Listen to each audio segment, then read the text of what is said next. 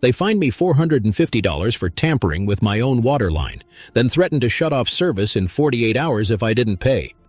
That's when I pulled out the certified meter log, time-stamped, sealed, and 100% in my favor. The moment I saw their signatures on it, I knew something inside that HOA was about to snap. Welcome to HOA Society. I'm Mark Delaney, a licensed civil engineer out of Denton, Texas, and yeah, this story's real. If you care about fairness, property rights, and communities standing up for themselves, you're in the right place. I'd be grateful if you subscribe so future cases reach you first. Where are you watching from tonight? I bought this 4-acre ranch 5 years ago after my wife passed. She'd grown up here, under these same oak trees. Her last request was simple: keep the land open, let the neighborhood kids see horses up close. That wish became my anchor. When I joined the Homeowners Association, mandatory for the subdivision, I thought it would help protect that quiet space. I didn't realize I was signing into a system that billed you for breathing wrong. It started small. A note about unauthorized fencing, then a warning about non-compliant mailbox color. I fixed both just to stay neighborly. But last fall, they sent a notice saying my well line interfered with community irrigation infrastructure, which was impossible. My line predated the HOA by 12 years. I called the office.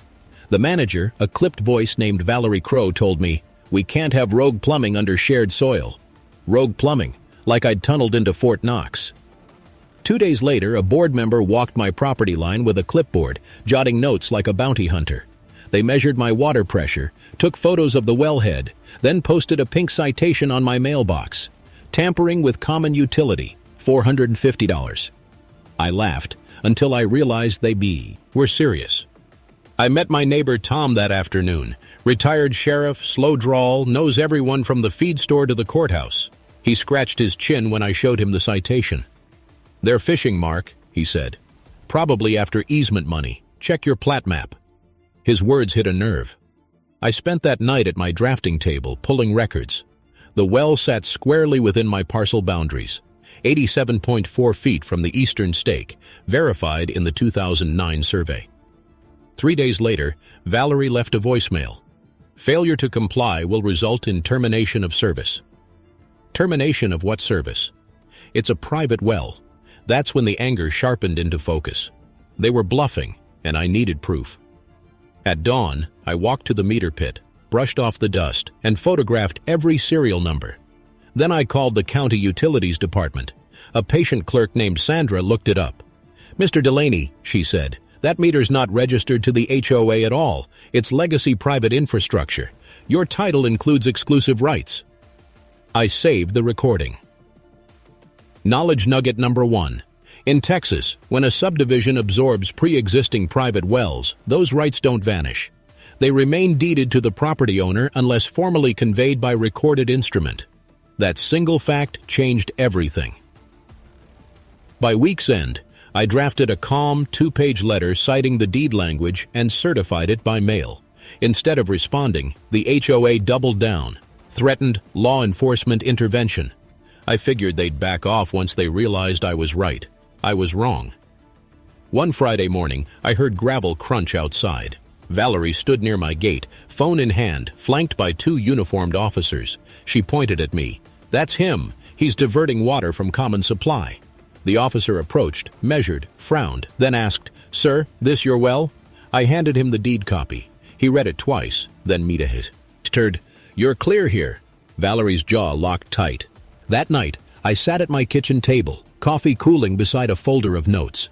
I wasn't just defending my land anymore. I was defending every neighbor too tired or scared to push back. Still, I didn't know yet that this little skirmish over a water line would unravel a 6-figure racket. And the first thread was about to show itself in the form of an invoice printed with the wrong zip code. That invoice arrived on a windy Tuesday, folded into my mailbox like a dare. It demanded $2,100 for community irrigation improvements, due within 10 days. But the zip code printed on the letterhead wasn't ours. It belonged to a shell address 40 miles south in Parker County. That slip was my first breadcrumb.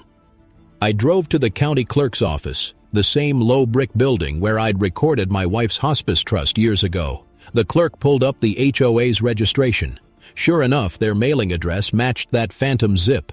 A P.O. box registered to Midland Consulting LLC. I asked if there was a deed link between Midland and our HOA. Different entities, the clerk said, tapping her monitor.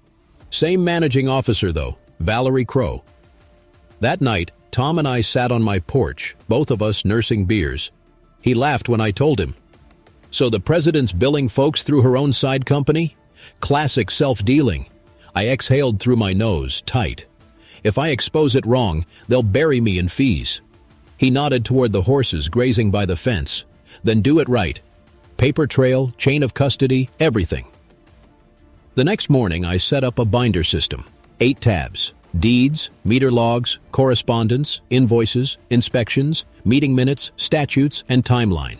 Every email I printed, every voicemail transcribed. At the top of the first page, I wrote in ink, Operation Clearwater. It was half joke, half lifeline. Valerie's retaliation came fast. A notice about unauthorized livestock, even though my permit allowed 2 horses per acre. Then, non-compliant gravel, gate obstruction, and improperly stored hose. One citation read simply, visual clutter.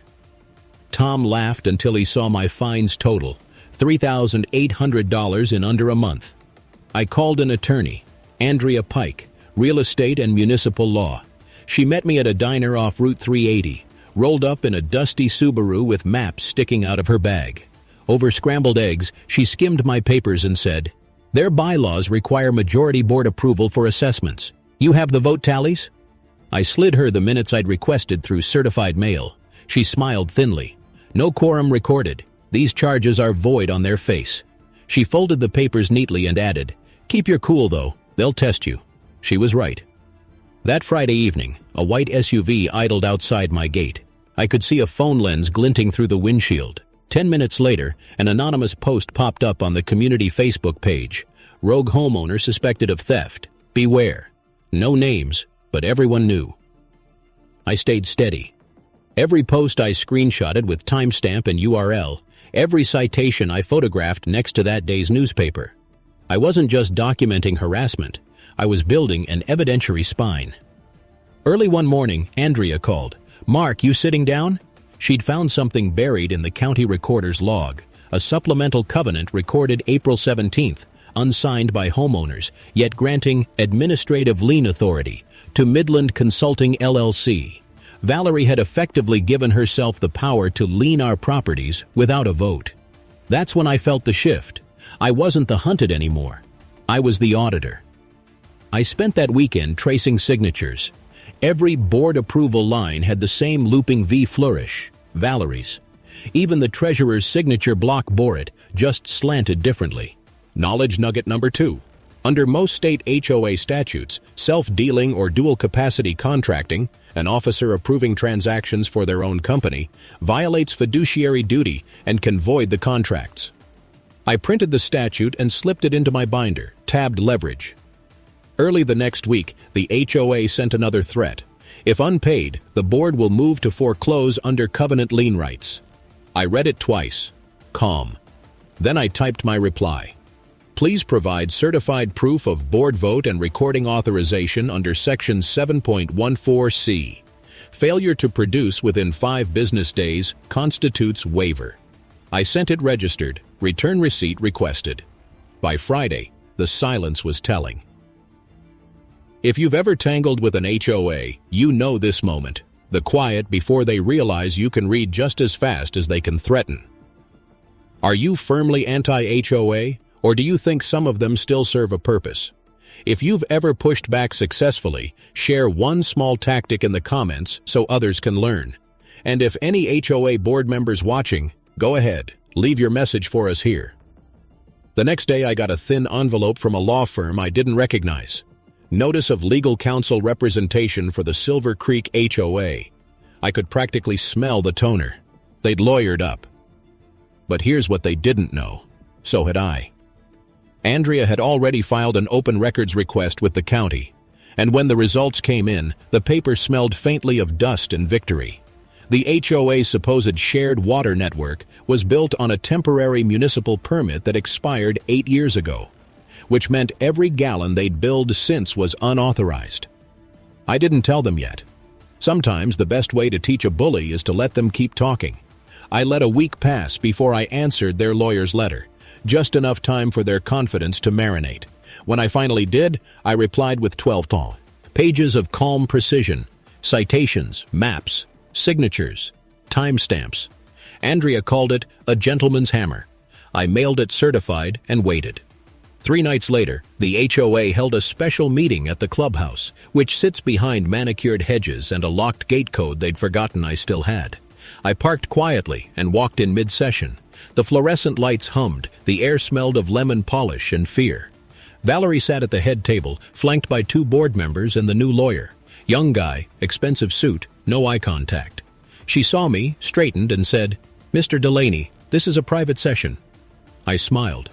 Texas Property Code Section 2090051 requires notice and open attendance for board meetings when fines or assessments are discussed. I received both. The lawyer blinked, caught off guard. Valerie's lips thinned. On the table in front of her was a binder labeled Community Utility Expansion Plan. I caught a glimpse of a budget line. Projected revenue, $74,600. Assessment fees. My throat tightened, not from fear, but from validation. They'd been using fake utility dues as cash flow. After the meeting, Tom met me in the parking lot, leaning against his truck. "How bad?" he asked. I handed him a photo I'd snapped of the binder's open page. "They're billing everyone for water that isn't theirs." His eyes hardened. "That's theft, plain as day." He was right again, but I didn't want to call it that yet. I wanted them to define it first, on record. Knowledge nugget number 3. Under most state HOA statutes, false representation of authority to collect utilities or fees can trigger both civil penalties and, if repeated, criminal fraud exposure.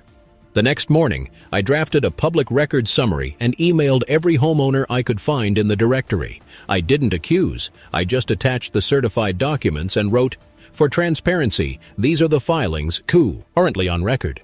Within hours, my inbox exploded. 35 replies ranging from confused to furious. That's when the HOA panic began. Valerie called an emergency compliance check on my property. 2 inspectors, both hired through Midland Consulting, arrived unannounced. I greeted them with a smile and my phone recording, openly declared, "One-party consent state." They inspected my hose spigot, took pictures of my barn door hinges, then left without speaking. By the next afternoon, my mailbox bulged with new citations. Unauthorized signage, fence deviation 3.5 inches, improper use of rural lighting. One even cited horse odor above acceptable threshold. I laughed so hard I startled the horses. Still, I documented every one. Photographs, timestamps, complaint numbers. Then I built a spreadsheet tracking frequency and patterns. 48 citations in 18 days, each time-stamped within 30 minutes of an email I'd sent to neighbors. Correlation doesn't prove motive, but it sure paints intent. Andrea reviewed the data and said, "That's harassment. File under selective enforcement. You're building a retaliation case." That evening, I recorded a video diary, not for social media, but as evidence. My camera caught the evening light cutting across the pasture, the faint sound of crickets, the soft creak of the gate. I said, "This is for the record. I will remain lawful, factual, patient." When the HOA realized I wouldn't flinch, they escalated.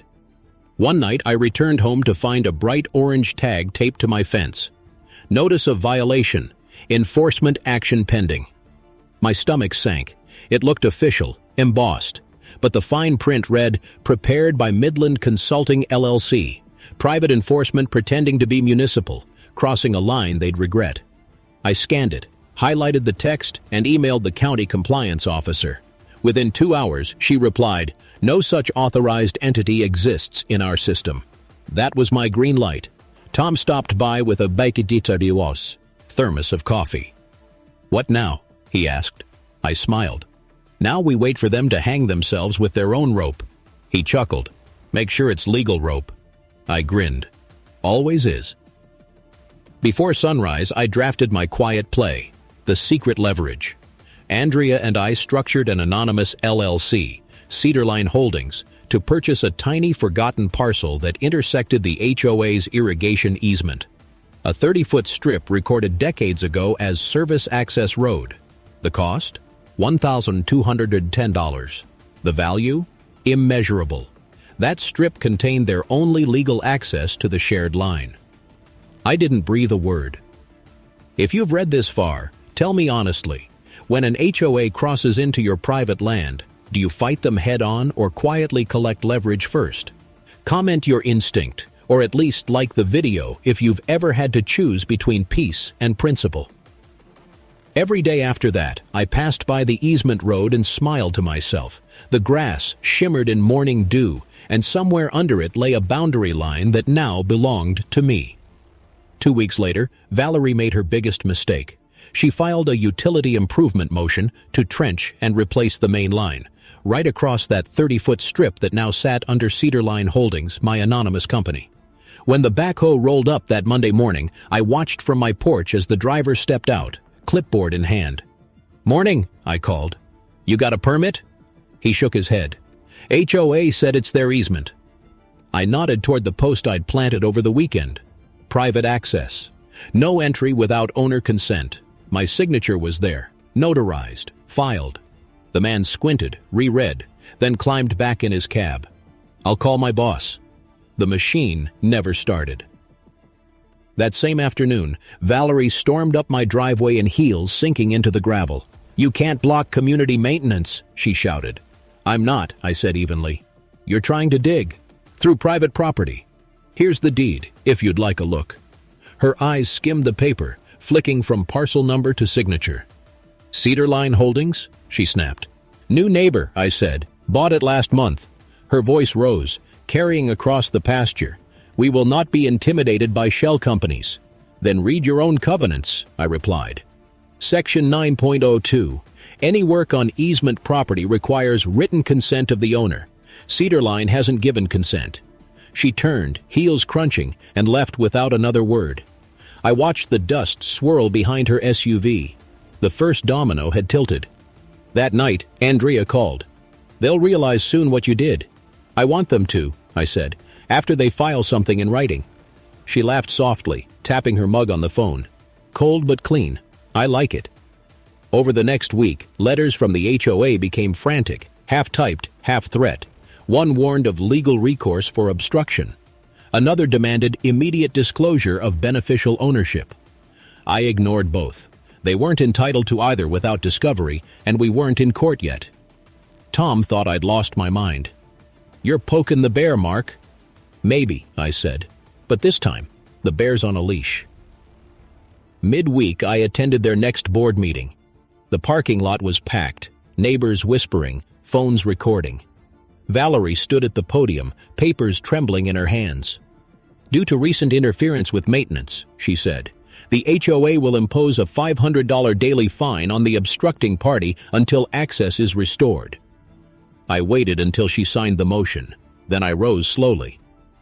"Madam President, your motion references parcel 32B, correct?" "Yes," she said sharply. I held up the deed. "Parcel 32B is privately owned, by me, through a recorded entity. You have just voted to fine a lawful owner for protecting his deeded property." Murmurs rippled through the room. The young attorney leaned over to whisper something, but Valerie snapped, "Sit down." I added, "Per Texas Property Code 202.004, this constitutes bad faith enforcement. Every dollar you attempt to collect now exposes the HOA and its officers to personal liability." Silence. Then a voice from the crowd. Mrs. Jenkins, 76, trembling but clear. "We trusted you, Valerie." That was the first crack. After the meeting, Valerie approached me in the parking lot, her breath visible in the cool night air. "You've made enemies," she hissed. I answered softly, "Only among those who forgot the law applies to everyone." The next morning, I found tire tracks pressed deep into the mud along the fence line.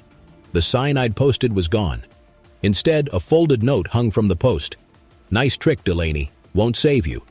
I photographed it, bagged it, logged the time, 06:42 a.m.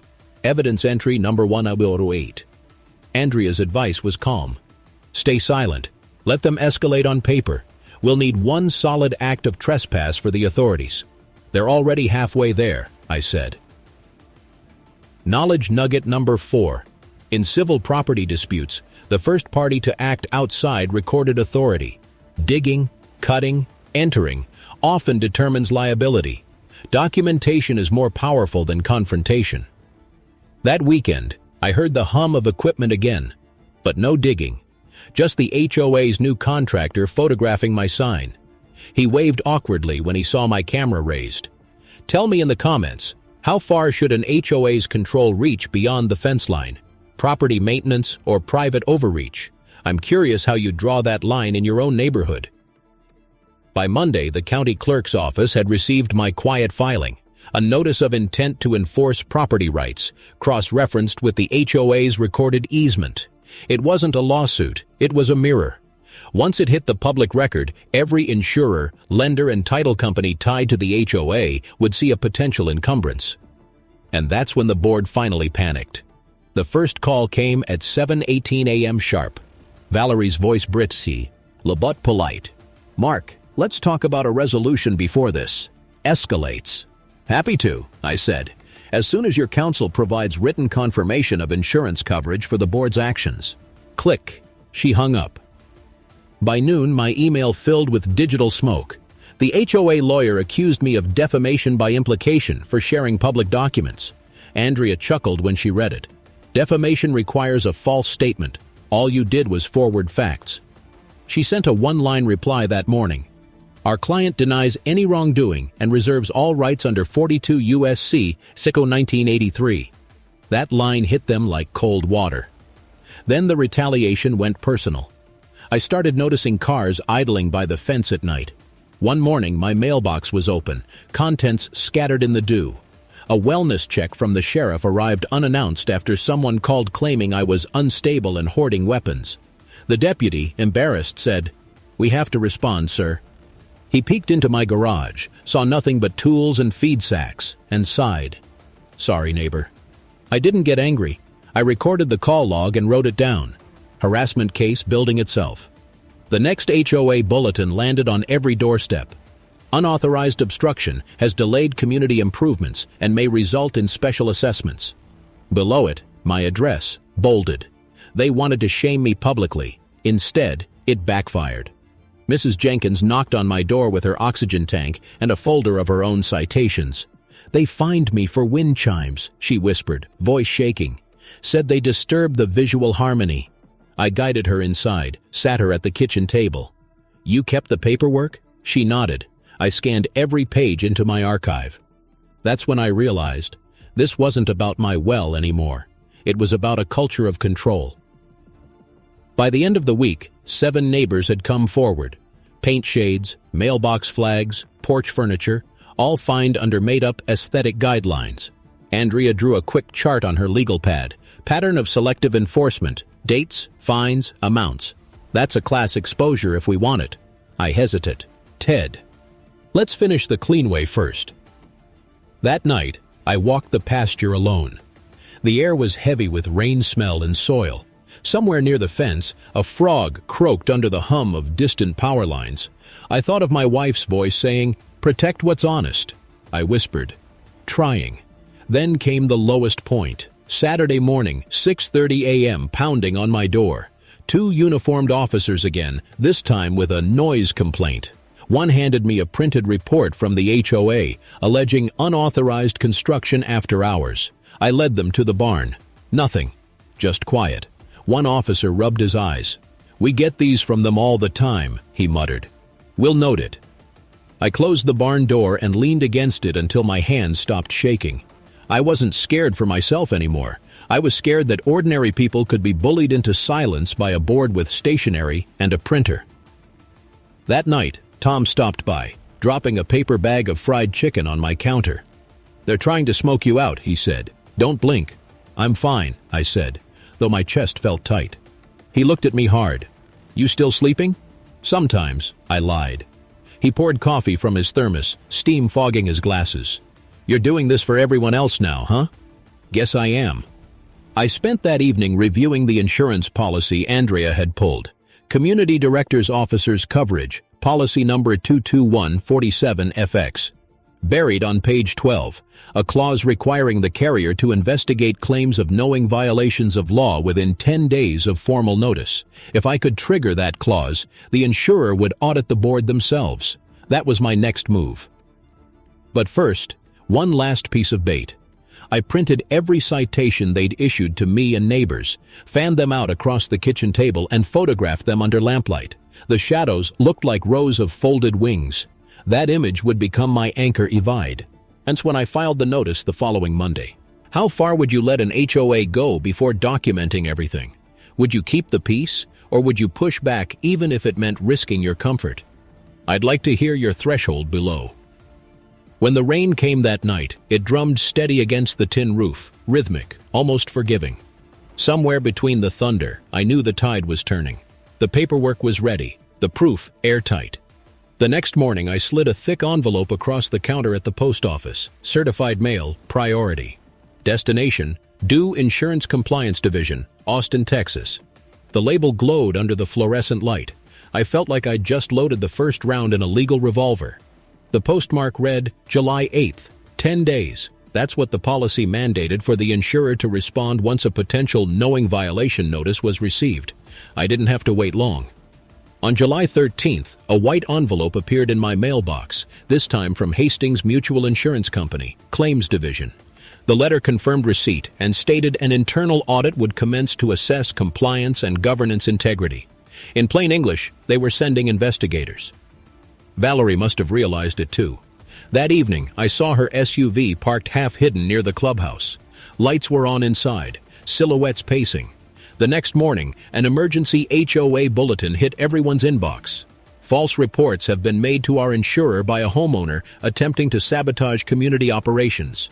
Andrea's voice over the phone was calm as ever. That's retaliation in writing, she said. Let them dig. The audit team arrived 3 days later. 2 middle-aged compliance officers with clipboards and polite smiles. They knocked on my door first, verifying property boundaries, reviewing the cited parcels. I showed them everything, the easement deed, the citations, the Midland Consulting invoices. One of them, a man named Feldman, kept scribbling notes while the other quietly photographed my documentation wall. When they left, Feldman said, "This will be handled properly, Mr. Delaney." That was the moment I knew the secret leverage had fully locked in. Visual.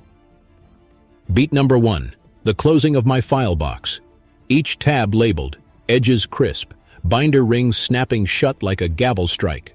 Operation Clear Water complete. Andrea met me that evening at the ranch, wind tugging at her jacket. "Once Hastings confirms, you'll have control of the narrative," she said. "What happens to them?" I asked. "They'll panic, call an emergency meeting. That's your stage." She was right again. The HOA scheduled a member forum for July 21st, promising clarifications and transparency. Tom drove me there in his old Ford, muttering, "Feels like walking into a courthouse." The parking lot buzzed with tension, residents whispering, camera phones ready. Inside, Valerie opened the meeting with forced composure. "We understand there have been misunderstandings regarding recent fines and improvements," she began. "The board remains committed to fair administration." I rose from the back. "Then let's start with your Midland Consulting payments." Her voice sharpened. "You are out of order." "Actually," I said evenly, "Texas Property Code 209-0051 ensures open comment before board votes. Consider this my comment." I walked to the microphone and placed a single envelope on the podium. "This," I said, "is the insurer's audit confirmation. They're reviewing every transaction tied to this board for self-dealing, unauthorized liens, and harassment patterns." Gasps rippled through the crowd. Valerie tried to speak, but Feldman, the compliance officer, stood up from the back, badge clipped to his belt. "Ma'am," he said, "Hastings Mutual requested our presence tonight. I can confirm this homeowner's statement." Neutral authority. P. Perfect timing. Valerie's face blanched. Her lawyer whispered furiously, papers trembling. The murmurs in the room turned into a rising tide of questions. Is our money safe? Who approved this? What happens to our dues? I said nothing. The power had already shifted. The next 48 hours were chaos for the board. Valerie sent 3 panicked mass emails, each contradicting the last. The vice president resigned via text. The treasurer stopped answering calls. And on the 3rd morning, I found a folded letter taped to my gate. Valerie's handwriting, shaky. "Let's negotiate," it read. Andrea and I agreed. We'd let her sweat a little longer. The reform deal had to mean something, not just save her pride. Before that, though, I needed one more push, the domino to make the rest fall. Hastings's audit alone would expose them, but a public record of mismanagement would finish it. That meant showing the county ethics board the financial overlap between Midland Consulting and the HOA Treasury. Andrea filed the formal complaint with attached exhibits, invoices, emails, and one damning bank transfer record showing $20,400 wired directly from HOA reserves to Valerie's LLC. Tell me this, if you caught your HOA president paying themselves with community funds, would you go public immediately or hold your cards until the system verified it? Which feels more just to you, exposure or precision? By now, the story had outgrown my pasture. Local news trucks started circling, reporters sniffing around for comment. One morning, I caught a headline flash on my phone. Homeowner challenges HOA over private water rights, state audit pending. My name wasn't mentioned yet, but it would be soon. And as the cameras turned toward Silver Creek Ranch, the next meeting, the public showdown, was set for July 29th. That's where everything would break open, in front of neighbors, officers, and one very nervy House president. July 29th came humid and restless, the kind of Texas heat that makes metal sweat. The Silver Creek Clubhouse parking lot overflowed, pickup trucks, minivans, even a news van half hidden under an oak. Inside, folding chairs lined the hall, neighbors fanning themselves with printed agendas. You could smell the tension, ink, dust, faint cologne, the nervous sweat of people realizing their rules had finally turned on them. Valerie stood at the podium, hands gripping the edge, a brittle smile pasted on. "Let's begin with community order," she said. "Certain rumors have caused unnecessary panic. I assure everyone that the board has acted within—" I rose, slow, steady. "Madam President, may I read something for the record?" The room hushed. Even the air conditioner seemed to stop humming. I held up a single page, thick cream paper, the county seal embossed in blue. "This is a certified statement from the County Ethics Board, received this morning. It confirms that funds totaling $22,400 were transferred from the HOA's operating account to a private LLC, Midland Consulting, without disclosure or membership approval. The managing officer of both entities—" I paused, let it breathe. "Is you." Valerie blinked rapidly, throat tight. "That's taken out of context," she managed. Feldman, seated near the aisle, cleared his throat. "Ma'am, Hastings Mutual's audit corroborates those transfers. Our office is referring the matter to state regulators." Visual beat number 2. The stamped letter dropping flat onto the podium, echoing like a gavel strike. The murmurs turned into a storm. "You stole from us?" someone shouted. "We paid those dues." Another voice. "My husband's a cop, Valerie. You realize what this means?" Her lawyer whispered frantically, but she raised a trembling hand. Everyone calmed down. The funds were for legitimate consulting. Andrea's voice cut through from the back. "Then why hide the entity registration? And why authorize liens without a board vote?" Valerie's mask cracked. "Because none of you understand how hard this job is," she shouted. "Someone had to make decisions." I stepped forward, voice calm but sharp. "You made decisions with other people's money, on land you don't own, under authority you forged. That's not leadership, that's theft." The deputy stationed by the door shifted his weight, radio crackling faintly. He didn't need to intervene. Truth was enforcement enough tonight. For a moment no one moved. Then Tom stood, slow and deliberate. "I motion for immediate suspension of the current board, pending investigation," he said. Applause thundered through the room. Hands shot up everywhere. Aye. The deputy nodded toward me. "Sir, you have your vote." Valerie's lawyer muttered something about procedural irregularities, but no one cared. The board was done. She gathered her papers in shaking hands and walked out under a rain of flashbulbs from phones and cameras. Outside, the air broke open with light drizzle. hot rain spattering against the parking lot asphalt. Neighbors clapped my shoulder as we filed out. Mrs. Jenkins smiling faintly, oxygen tube trailing behind her, whispering, "You did what none of us could." Still, I wasn't celebrating. Not yet. Andrea joined me by the truck. "They'll offer a deal soon," she said. "Reduced liability in exchange for reform. Don't take it unless it changes the structure for good." "That's all I want," I said, voice low. We watched Valerie's SUV taillights vanish down the road, red glow fading in the mist. "Tell me something. When power collapses like that, should the people responsible face full prosecution, or does structural reform matter more in the long run? I want to know where you'd draw that moral line." The next morning, an email arrived from Hastings Mutual. "Audit complete. Coverage suspended pending board turnover and compliance plan." Trey. Enslation. Their insurance, their shield, was gone. Without it, they couldn't operate, couldn't sign contracts, couldn't enforce a single fine. Domino collapse, just as planned. By afternoon, I received a handwritten note from the vice president of the now-defunct board. "We'd like to meet to discuss a resolution." Andrea looked at it and smiled. "That's your reversal too knocking." I set the note down beside my coffee cup, the ink already smudged from the humidity. "Then let's open the door," I said. The meeting took place 3 days later, under a gray August sky that threatened rain but never delivered. We met in the county mediation room, a neutral beige box with humming fluorescent lights, one long table, and a carafe of stale coffee.